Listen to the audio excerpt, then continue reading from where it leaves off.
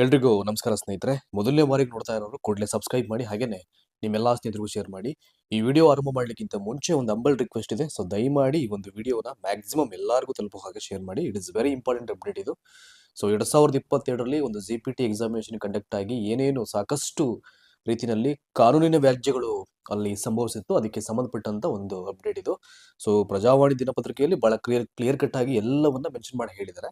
So ದಯಮಾಡಿ ಕೊನೆವರೆಗೂ ನೋಡೋ ಪ್ರಯತ್ನ ಮಾಡಿ. ಕಾನೂನು ಹೋರಾಟ ಸುಮಾರು 3 ರಿಂದ 4 ವರ್ಷಗಳ ನಂತರ ಅವ್ರು ಏನು ಹೋರಾಟ ಮಾಡಿದ್ರು ಅದಕ್ಕೆ ಒಂದು ಪ್ರತಿಫಲ ಸಿಕ್ಕಿರುವಂತದ್ದು. ಅಂದ್ರೆ ನೇಮಕಾತಿ ಆದೇಶವನ್ನ ಅವರಿಗೆ ನೀಡಿ ಅಂತ ಅಂದ್ಬಿಟ್ಟು ಈಗ ಕೋರ್ಟ್ ಏನ್ ಮಾಡಿದೆ, ಎಜುಕೇಶನ್ ಡಿಪಾರ್ಟ್ಮೆಂಟ್ಗೆ ತನ್ನ ಡೈರೆಕ್ಷನ್ಸ್ ಅನ್ನ ಪಾಸ್ ಮಾಡಿದೆ. ಇನ್ನು ಯಾವುದೇ ಕಾರಣಕ್ಕೂ ಆರ್ಡರ್ ಬಂದ ಅವರು ಕೋರ್ಟ್ ಅವರು ಆರ್ಡರ್ ಪಾಸ್ ಮಾಡಿದ ನಂತರದಲ್ಲಿ ಈಗ ಡಿಲೇ ಮಾಡೋಂಗಿಲ್ಲ. ಎಜುಕೇಶನ್ ಡಿಪಾರ್ಟ್ಮೆಂಟ್ ಸಾಧ್ಯವಾದಷ್ಟು ಬೇಗ ಅವರಿಗೆ ನೇಮಕಾತಿ ಆದೇಶವನ್ನ ಕೊಡಬೇಕಾಗುತ್ತೆ. ಸೊ ಏನ್ ಪ್ರಕರಣ, ಏನ್ ಕತೆ, ಏನಾಗಿತ್ತು, ಈಗ ಏನಾಗಿದೆ ಎಲ್ಲವನ್ನ ಒಂದ್ ಕಡೆ ನೋಡೋಣ. ಒಂದು 5 ರಿಂದ 10 ನಿಮಿಷದಲ್ಲಿ ಕ್ಲಿಯರ್ ಕಟ್ ಆಗಿ ಹೇಳಿ ನಾನು ಮುಗಿಸೋ ಪ್ರಯತ್ನ ಮಾಡ್ತೀನಿ. So let's start from the very first statings. ನೋಡಿ, ಇಲ್ಲಿ ಕಾನೂನು ಸಮರಕ್ಕೆ KS80 ಇತಿಶ್ರೀ ಅಂತ ಇದೆ. ಕಾನೂನು ಸಮರಕ್ಕೆ KS80 ಇತಿಶ್ರೀ, ಕೊನೆಗೂ ಒಲಿದಂತ ಶಿಕ್ಷಕಿ ಹುದ್ದೆ. ಯಾರು ಈ ಹೋರಾಟವನ್ನು ಮಾಡಿದ್ದು, ಏನ್ ಸಮಸ್ಯೆ ಆಗಿತ್ತು ಅವರಿಗೆ? ನೋಡಿ, ಅಧಿಸೂಚನೆ ಆಗಿದ್ದು 2022 ಮಾರ್ಚ್ ಟೈಮಲ್ಲಿ ಅನ್ಸುತ್ತೆ, ಮೇ ಬಿ ಏಪ್ರಿಲ್ ಮಾರ್ಚ್ ಆಗಿದ್ದು 15,000 ರಿಕ್ರೂಟ್ಮೆಂಟ್. ಅದಾದ್ಮೇಲೆ ಅಂತಿಮ ಆಯ್ಕೆ ಪಟ್ಟಿಲಿನ ಅಭ್ಯರ್ಥಿಗಳು ಅದು ಇದ್ದಿದ್ದು 13,351 15,000 ಅಲ್ಲಿ. ಅದಾದ್ಮೇಲೆ ಮೊದಲ ಹಂತದಲ್ಲಿ ಯಾರೆಲ್ಲ ನೇಮಕಾತಿ ಆದ್ರು ಅಂತಂದ್ರೆ 11,494 ಜನ. ಇನ್ನು 1,857 ಮಂದಿದು ನೇಮಕಾತಿ ಆದೇಶ ಅವರಿಗೆ ಸಿಕ್ಕಿರದೇ ಇರ್ತಕ್ಕಂಥ ಅಭ್ಯರ್ಥಿಗಳು 1,857 ಮಂದಿ. ಆಯ್ತಾ? ಅದು ನಿಮಗೆ ಫಸ್ಟ್ ಅಂಕಿಅಂಶಗಳು, ನಿಮಗೆ ಮಾಹಿತಿಗಿರಲಿ. ಈಗ ನೆಕ್ಸ್ಟ್ ನೋಡಿ, ಇಲ್ಲಿದೆಯಲ್ಲ ಇಲ್ಲಿ. ಸೊ ಎಲ್ಲಿಂದ ಶುರುವಾಗಿದ್ದ ಕತೆ ಇದು? Income and caste certificate issue ಆಗಿದ್ದು ತಂದೆ ಜಾತಿ ಮತ್ತು ಆದಾಯ ಪ್ರಮಾಣ ಪತ್ರ ಸಲ್ಲಿಸಿದ ಕಾರಣಕ್ಕೆ ನೇಮಕಾತಿ ಅವಕಾಶದಿಂದ ವಂಚಿತರಾಗಿದ್ದಂಥ ವಿವಾಹಿತ ಮಹಿಳಾ ಅಭ್ಯರ್ಥಿಗಳಿಗೆ ಕೊನೆಗೂ ಪ್ರಾಥಮಿಕ ಶಾಲಾ ಶಿಕ್ಷಕಿಯರ ಹುದ್ದೆ ಪಡೆಯುವ ಯೋಗ ಕೂಡಿ ಬಂದಿದೆ. ಸೊ ಯಾವುದೇ ವಿಚಾರಗಳಾದ್ರೂ ಅದಕ್ಕೆ ಹಿಡಿದು ಫಸ್ಟ್ ಯಾವ್ದಾದ್ರು ಡಿಪಾರ್ಟ್ಮೆಂಟ್ ನ ಅಂಡರ್ ಅಲ್ಲಿ ಒಂದು ಅಫಿಷಿಯಲ್ ನೋಟಿಫಿಕೇಶನ್ ಮಾಡಿದಾಗ ಏನ್ ಮಾಡಬೇಕು, ಕ್ಲಿಯರ್ ಕಟ್ ಆಗಿ ಯಾವ್ದನ್ನ ಕನ್ಸಿಡರ್ ಮಾಡ್ತಾರೆ, ಯಾವ್ದನ್ನ ಮಾಡಲ್ಲ. ಇನ್ ಕೇಸ್ ಸರಿಯಾದ ರೀತಿ ಚರ್ಚೆಯನ್ನ ಮಾಡದೆ ನೋಟಿಫಿಕೇಶನ್ ಅಲ್ಲಿ ಮೆನ್ಷನ್ ಮಾಡ್ಬಿಟ್ಟಾಗ ಏನಾಗುತ್ತೆ, ಕೆಲವೊಂದ್ಸಲ ಅವ್ರು ಮಾಡಿದ್ದೇ ಸರಿ ಅಂತ ಅನ್ಕೊಳಕ್ ಆಗಲ್ಲ. ಈ ನೇಮಕಾತಿ ವಿಭಾಗಗಳು ಏನಿದೆ ಅದು ಫೈನಲಿ ಸಮಸ್ಯೆ ಆಗಿ ಕೋರ್ಟ್ ಮೆಟ್ಲಿರ್ತು ಅಂದ್ರೆ ಲೇಟ್ ಆದ್ರೂ ಸರಿ, ಅದು ಸರಿಯಾದ ರೀತಿ ನ್ಯಾಯವನ್ನ ಕೋರ್ಟ್ ಅದಕ್ಕೆ ತೀರ್ಪನ್ನ ಕೊಟ್ಟೇ ಕೊಡುತ್ತೆ. ಅದಕ್ಕೆ ಇದೊಂದು ಎಕ್ಸಾಂಪಲ್ ಇದು. 4 ವರ್ಷಗಳ ಕಾನೂನು ಹೋರಾಟಕ್ಕೆ ಜಯ ಸಿಕ್ಕಿದ್ದು ಬೀದರ್ನ ಸಮೀನಾ ಫಾತಿಮಾ ಸೇರಿದಂತೆ ಹಲವರು ಸಲ್ಲಿಸಿದ್ದ ಅರ್ಜಿಗಳನ್ನ ಕರ್ನಾಟಕ ರಾಜ್ಯ ಆಡಳಿತ ನ್ಯಾಯಮಂಡಳಿ, ಅದನ್ನ KS80 ಅಂತ ಕೇಳ್ತಾರೆ, ಕರ್ನಾಟಕ ರಾಜ್ಯ ಆಡಳಿತಾತ್ಮಕ ನ್ಯಾಯಮಂಡಳಿ ಪುರಸ್ಕಾರವನ್ನ ಮಾಡಿರುವಂತದ್ದು. ಸೊ ಇಲ್ಲಿ ಸಮೀನಾ ಫಾತಿಮಾ ಅವ್ರ ಜೊತೆಗೆ ಹಲವಾರು ಅಭ್ಯರ್ಥಿಗಳು ಈ ಪ್ರಕರಣಕ್ಕೆ ಸಂಬಂಧಪಟ್ಟ ಹಾಗೆ ಅವ್ರು ಏನು ವಂಚಿತರಾಗಿದ್ರು ಅಪಾಯಿಂಟ್ಮೆಂಟ್ ಆರ್ಡರ್ ಇಂದ, ಅವರು ಕೋರ್ಟ್ನ ಮೊರೆ ಹೋಗಿದ್ರು. ಸೊ ಈಗ ಫೈನಲಿ ಅವ್ರಿಗೆ ಕೋರ್ಟ್ ಇಂದ ಒಂದು ಫೇವರ್ ಆಗಿ ಆರ್ಡರ್ ಪಾಸ್ ಆಗಿದೆ. ಸೊ ಅರ್ಹತೆ ಆಧಾರದಲ್ಲಿ ಪರಿಷ್ಕೃತ ಅಂತಿಮ ಆಯ್ಕೆ ಪಟ್ಟಿ ಪ್ರಕಟಿಸಿ ನೇಮಕಾತಿ ಆದೇಶ ನೀಡುವಂತೆ ಶಾಲಾ ಶಿಕ್ಷಣ ಇಲಾಖೆಗೆ ಸೂಚನೆಯನ್ನು ನೀಡಿದೆ. ಈಗ ಯಾವುದೇ ಕಾರಣಕ್ಕೂ ಕೋರ್ಟ್ ಇಂದ ಒಂದ್ಸಲ ಆರ್ಡರ್ ಪಾಸ್ ಮಾಡ್ತು ಅಂದ್ರೆ ಅವರು ಸುಮ್ಮನಿರ್ಲಿಕ್ಕಾಗಲ್ಲ. ಈಗ ಅವರಿಗೆಲ್ಲ ಪ್ರೊಸೀಜರ್ಸ್ ಅನ್ನ ಸ್ಟಾರ್ಟ್ ಮಾಡಬೇಕು. ಸರ್ಕಾರಿ ಶಾಲೆಗಳಲ್ಲಿ 6ರಿಂದ 8ನೇ ತರಗತಿ ಕಾದಿರತಕ್ಕಂಥ ಪದವೀಧರ ಪ್ರಾಥಮಿಕ ಶಿಕ್ಷಕ ವೃಂದದ 15,000 ಶಿಕ್ಷಕರ ಹುದ್ದೆಗಳ ನೇಮಕಾತಿಗೆ 2022 ಮಾರ್ಚ್ನಲ್ಲಿ ಎಜುಕೇಶನ್ ಡಿಪಾರ್ಟ್ಮೆಂಟ್ ಒಂದು ನೋಟಿಫಿಕೇಶನ್ ಬಿಟ್ಟಿರುತ್ತೆ 2022 ನಲ್ಲಿ. ಇನ್ನು ರಿಸರ್ವೇಶನ್ ಕೋಟಾ ಅಂತ ಬರುತ್ತೆ. ಮೀಸಲಾತಿ ಅನ್ವಯ ಹುದ್ದೆಗಳಿಗೆ ಆಯ್ಕೆ ಬಯಸುವವರು ಜಾತಿ ಮತ್ತು ಆದಾಯ ಪ್ರಮಾಣ ಪತ್ರ ಸಲ್ಲಿಸುವುದು ನಿಯಮ.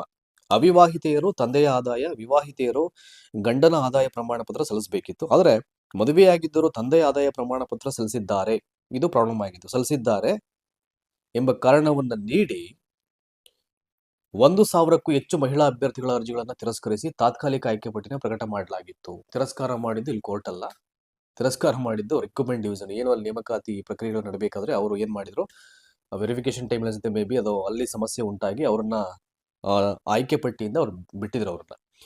ಇನ್ನು ನೇಮಕಾತಿಗೆ ಹೊರಡಿಸಿದಂತ ಅಧಿಸೂಚನೆಯಲ್ಲಿ ಮದುವೆಯಾದ ಮಹಿಳೆಯರು ಗಂಡನ ಆದಾಯ ಪ್ರಮಾಣ ಪತ್ರವನ್ನೇ ಸಲ್ಲಿಸಬೇಕು ಎನ್ನುವ ಕುರಿತು ಯಾವುದೇ ಸ್ಪಷ್ಟ ನಿರ್ದೇಶನ ಇರಲಿಲ್ಲ. That is very important. ನಾನು ಆರಂಭದಲ್ಲೇ ಹೇಳಿದೆ, ಯಾವುದೇ ಡಿಪಾರ್ಟ್ಮೆಂಟ್ ಇಂದ ನೋಟಿಫಿಕೇಶನ್ ಬಿಡುಗಡೆ ಆದಾಗ ಸ್ಪಷ್ಟತೆ ಕೊಡಬೇಕಾಗತ್ತೆ.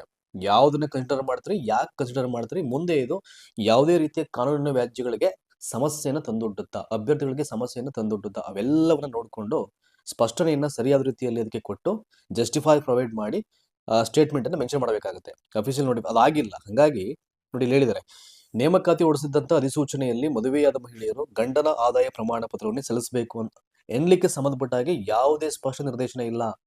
ಈ ಅಂಶವನ್ನ ಮುಂದಿಟ್ಕೊಂಡು ವಿವಾಹಿತೆಯರು ಹೈಕೋರ್ಟ್ ಮೊರೆ ಹೋಗಿದ್ರು. ನೋಡಿ, ಅವರು ತುಂಬಾ ಅದ್ಭುತವಾಗಿ ಯೋಚನೆ ಮಾಡಿ ಆ ಪಾಯಿಂಟ್ ಇಟ್ಕೊಂಡು ಕೋರ್ಟ್ ಮೊರೆ ಹೋಗಿದ್ರು. ಫೈನಲಿ ಅವರಿಗೆ ನ್ಯಾಯ ಸಿಕ್ಕಿದೆ. ಈಗ ಇನ್ನು ಮುಂದುವರೆದಂತೆ, ಸೊ ವಿಚಾರಣೆಯನ್ನು ನಡೆಸಿದಂತ ಹೈಕೋರ್ಟ್ ಏಕಸದಸ್ಯ ಪೀಠ ತಂದೆಯ ಆದಾಯ ಪ್ರಮಾಣ ಪತ್ರ ಸಲ್ಲಿಸಿರತಕ್ಕಂಥ ವಿವಾಹಿತ ಮಹಿಳೆಯರನ್ನು ಮೆರಿಟ್ ಆಧಾರದಲ್ಲಿ ಗಣನೆಗೆ ತೆಗೆದುಕೊಂಡು ಆಯ್ಕೆ ಪಟ್ಟಿ ಪ್ರಕಟಿಸಲು ಸೂಚನೆಯನ್ನು ನೀಡಿತ್ತು.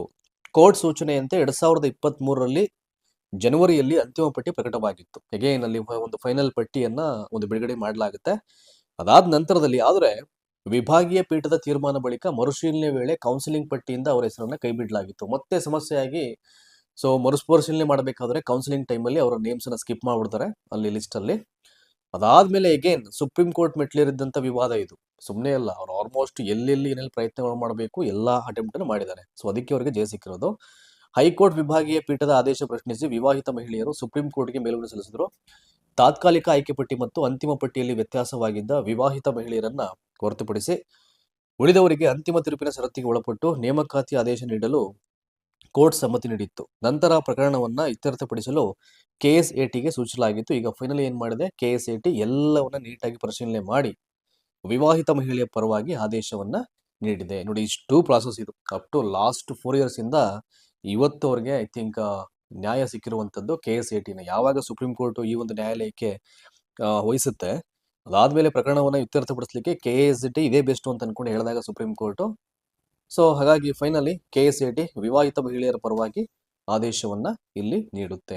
4 ವರ್ಷ ಅಂದ್ರೆ ತಮಾಷೆ ಇಲ್ಲ. ನೀವೇ ಯೋಚನೆ ಮಾಡಿ, 4 ವರ್ಷ ಸರ್ವಿಸ್ ಹೋಯ್ತು, 4 ವರ್ಷಗಳ ಕಾಲ ಒಂದು ಪ್ರೊಫೆಷನ್ ಜಾಬ್ ಅಲ್ಲಿ ಪಾಪ ಅವರು ವಂಚಿತರಾಗ್ತಾರೋ. ಈವನ್ ಎಕ್ಸಾಮ್ ಬರೋದು ಒಂದು ಆಶಾಭಾವನೆ ಇಟ್ಕೊಂಡ್ರು ಕೂಡ ಆಮೇಲೆ 4 years ಸಂಬಳ ಹೋಯ್ತಾ ಅವ್ರಿಗೆ ಅಲ್ವಾ. ಅಂದ್ರೆ ಒಂದು ಪ್ರೊಫೆಷನ್ ಬರಬೇಕು ಅಂತಕ್ಕಂಥ ಆಂಬಿಷನ್ಸ್ 4 ವರ್ಷ ಕಿಲ್ ಮಾಡ್ದಂಗೆ ಆಗ್ಬಿಡುತ್ತೆ. ಅವ್ರ ಪರಿಸ್ಥಿತಿ ಹೆಂಗಿರ್ಬೇಕು ಯೋಚನೆ ಮಾಡ್ಕೊಳ್ಳಿ, ಆಯ್ತಾ. ಹಾಗಾಗಿ ನೋಡಿ, ಇಲ್ಲಿದೆಯಲ್ಲ, ಇಲ್ಲೊಂದು ಮಾರ್ಕ್ ಮಾಡಿ ಹೇಳಿದ್ರೆ, ಎಲ್ಲರೂ ಹಿಂದುಳಿದ ವರ್ಗದವರು, ದಟ್ ಈಸ್ ವೆರಿ ಇಂಪಾರ್ಟೆಂಟ್. ನೋಡಿ, ಹೇಳ್ಬಿಡ್ತೀನಿ ಈಗ. ಸುಪ್ರೀಂ ಕೋರ್ಟ್ನ ಮಧ್ಯಂತರ ತೀರ್ಪಿನಂತೆ ಸುಮಾರು 11,494 ಅಭ್ಯರ್ಥಿಗಳಿಗೆ ಶಾಲಾ ಶಿಕ್ಷಣ ಇಲಾಖೆ ಸ್ಥಳ ನಿಯುಕ್ತಿ ಆದೇಶವನ್ನು ನೀಡಿತ್ತು. ಅಂದ್ರೆ ಇದು ಕೌನ್ಸಿಲಿಂಗ್ ಯಾವ ಪ್ಲೇಸ್ ಅಂತ ಅಂದ್ಬಿಟ್ಟು. ಆದ್ರೆ ಮೆರಿಟ್ ಇದ್ರು ಕೂಡ ಪ್ರಾಬ್ಲಮ್ ಏನಾಗಿತ್ತು, ತಂದೆಯ ಆದಾಯ ಪ್ರಮಾಣ ಪತ್ರ ಸಲ್ಲಿಸಿದ್ದಾರೆ, ಆ ಒಂದು ರೀಸನ್ ಇಟ್ಕೊಂಡು ವಿವಾಹಿತ ಮಹಿಳೆಯರು ಅವಕಾಶವನ್ನು ಕಳ್ಕೊಂಡಿದ್ರು ಪಾಪ, ಮೆರಿಟ್ ಇದ್ರು ಕೂಡ. ಈ ಎಲ್ಲರೂ ಹಿಂದುಳಿದ ವರ್ಗಗಳಿಗೆ ಸೇರಿದ ಅಭ್ಯರ್ಥಿಗಳು, ಯಾರು ಏನು ತುಂಬಾ ರಿಚ್ ಅಲ್ಲ, ಅವರು ಕಷ್ಟಪಟ್ಟು ಓದಿ ಮೆರಿಟ್ ಅಲ್ಲಿ ಮಾರ್ಕ್ಸ್ ತಗೊಂಡು ಸೆಲೆಕ್ಷನ್ ಲಿಸ್ಟಿಗೆ ಬಂದಿದ್ರು. ಇದೊಂದು ರೀಸನ್ ಇಂದ ಅವರನ್ನ ಸ್ಕಿಪ್ ಮಾಡಲಾಗಿತ್ತು ಲಿಸ್ಟ್ ಇಂದ. ಮಹಿಳೆ ಇತರೆ ಯಾವುದೇ ಜಾತಿಯ ಪುರುಷನನ್ನ ಮದುವೆಯಾದ್ರೂ ಜಾತಿ ತಂದೆಯದ್ದೇ ಆಗಿರುತ್ತೆ. ಹಾಗಾಗಿ ತಂದೆಯ ಜಾತಿ ಮತ್ತು ಆದಾಯ ಪ್ರಮಾಣ ಪತ್ರಗಳನ್ನ ಪರಿಗಣಿಸಬೇಕಾಗುತ್ತೆ ಎಂದು ಉದ್ಯೋಗ ಚುನಾವಣಾ ಉಮೇದುವಾರಿಕೆ ಹಲವು ಪ್ರಕರಣಗಳಲ್ಲಿ ಹೈಕೋರ್ಟ್ ಮತ್ತು ಸುಪ್ರೀಂ ಕೋರ್ಟ್ಗಳು ತೀರ್ಪನ್ನು ನೀಡಿವೆ. ಹಿಂದೆ ನಡೆದಂತ ಶಿಕ್ಷಕರ ನೇಮಕಾತಿಯಲ್ಲೂ ಈ ಸಮಸ್ಯೆ ಇರಲಿಲ್ಲ ಎನ್ನುವುದನ್ನ ಹಿಂದುಳಿದ ವರ್ಗಗಳಿಗೆ ಸೇರಿದ ಮಹಿಳಾ ಅಭ್ಯರ್ಥಿಗಳು ಪ್ರತಿಪಾದನೆಯನ್ನ ಮಾಡಿದ್ದಾರೆ. ಈಗ ಫ್ರೆಶ್ ನೋಟಿಫಿಕೇಶನ್ ಮಾಡೋದು ಅಂದ್ರೆ ಕರೆಕ್ಟ್ ಆಗಿ ಮೆನ್ಷನ್ ಮಾಡಬೇಕು. ಅಲ್ಲಿ ಯಾವುದೇ ರೀತಿಯ ಇದು ಕೋರ್ಟ್ ಇಶ್ಯೂಗೆ ನಾಂದಿ ಆಗ್ಬಾರ್ದು, ತಲೆದೂರ್ಬಾರ್ದು. ಅವೆಲ್ಲ ನೋಡ್ಕೊಂಡು ಕೂಲಂಕುಷವಾಗಿ ನೋಟಿಫಿಕೇಶನ್ ಮಾಡ್ಬೇಕಾದ್ರೆ ಸರಿಯಾದ ರೀತಿಯಲ್ಲಿ ಅಲ್ಲೇ ಮಾಡ್ಬಿಟ್ರೆ ಪ್ರಾಬ್ಲಮ್ ಆಗಲ್ಲ. That is very important. ನೋಡೋಣ. ಹಾಗಾಗಿ ದಯಮಾಡಿ ಈಗ ನಾನು ಇಷ್ಟೊತ್ತು ಏನು ಹೇಳಿದೆ, ಇದು ನೋಡಿದಂತ ನನ್ನ ಎಲ್ಲ ಆಡಿಯನ್ಸ್ಗೂ ಕೂಡ ಬಹಳ ಪ್ರಮುಖವಾದಂತ ಒಂದು ಇನ್ಫೋ ಅಂತ ನಿಮ್ಗೆ ಅನ್ನಿಸ್ಬೋದು.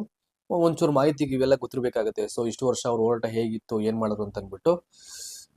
ಹಾಗಾಗಿ ನನಗೆ ಇದು ಪ್ರಮುಖ ಅಂತ ಅನಿಸಿ ನಮ್ಮ ವಾಹಿನಿಯಿಂದ ಈ ವಿಡಿಯೋ ಮಾಡಿದ್ನಿ. ನಾನು ಆರಂಭದಲ್ಲಿ ರಿಕ್ವೆಸ್ಟ್ ಮಾಡಿದೆ, ಎಂಡಲ್ಲಿ ಕೂಡ ರಿಕ್ವೆಸ್ಟ್ ಮಾಡ್ತೇನೆ. ಮ್ಯಾಕ್ಸಿಮಮ್ ಹೆಚ್ಚಿನ ಸಂಖ್ಯೆಯಲ್ಲಿ ಈ ಒಂದು ವಿಡಿಯೋನ ಶೇರ್ ಮಾಡಿ. ಆ್ಯಂಡ್ ವೆರಿ ಇಂಪಾರ್ಟೆಂಟ್ಲಿ ದಯಮಾಡಿ ಡಿಸ್ಕ್ರಿಪ್ಷನ್ ಬಾಕ್ಸನ್ನು ಓಪನ್ ಮಾಡಿದ್ರೆ ಅಲ್ಲಿ ನಿಮಗೆ exam related WhatsApp link, Telegram link, ಕೆಲವೊಂದು previous GPT examination, TET examination question ಪೇಪರ್ನ ಬಿಡಿಸಿರ್ತಕ್ಕಂಥ ಒಂದು ವಿಡಿಯೋಸ್ ಲಿಂಕ್ಸ್ ಇದೆ. ನೀವು ಯಾವುದೇ ಪೇ ಮಾಡೋಂಗಿಲ್ಲ, ಫ್ರೀ ಆಫ್ ಕಾಸ್ಟ್ ಅಲ್ಲಿ ಅವೆಲ್ಲವನ್ನ ನೋಡ್ಬೋದು. Thank you so much for watching this video.